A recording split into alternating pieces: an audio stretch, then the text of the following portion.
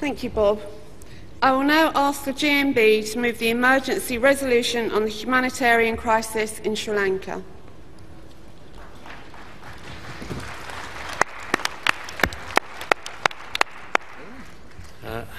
Conference, Paul Kenny, GMB, proud to be part of the 5 million trade union members represented by affiliates in this hall. All of which, all the affiliates will be fighting like mad to win the next election for Labour. We're not fair weather friends. Proud to be moving the emergency motion on Sri Lanka. Conference, the civil war in Sri Lanka is over and that's good news. But we now know what should be happening. Now is the time for reconstruction, for reconciliation, for building the peace. But something else is happening on the ground.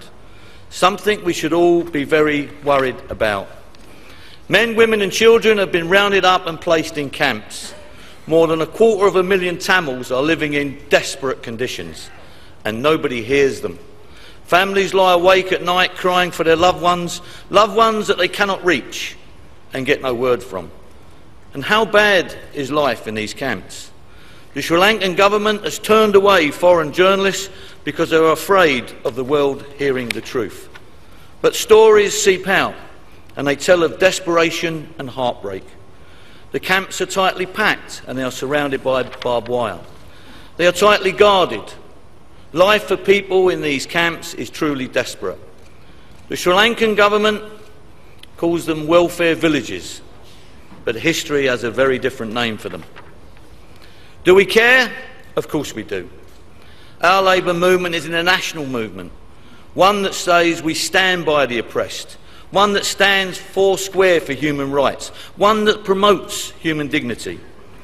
This conference has no shame in calling for a humanitarian solution in Sri Lanka. It should have no hesitation in calling for the government in Sri Lanka to keep its promises.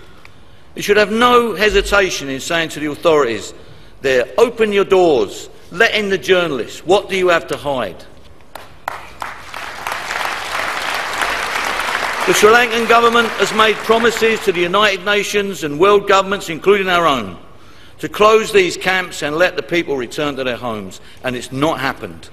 They have not kept their promises, but must hold them. We must hold them to those promises, and things could get worse very quickly. The monsoon rains are due, and with them comes the risk of flooding. Already heavy rains have flooded latrine pits, causing raw sewage to flow around the tents people live in. So there is no time to lose. Our governments keep up the pressure, and you know we can't just complain about the regimes we don't like. We've also got to tell other regimes, whether it's in Sri Lanka or in the US, as in the case of the Miami Five, that justice is justice. We must demand Sri Lanka opens its doors to aid charities and journalists. We must demand that relatives on the outside get full details on who is being held, where and in what conditions. And demand Sri Lanka does what human dignity requires. Let these people free. The suffering of the children in these camps must touch the hearts of everybody in this hall. So let's go back and do what we do. Let the message go out from here, from Labour, that we hear you. You can trust us to help the Tamil people. Please support this resolution.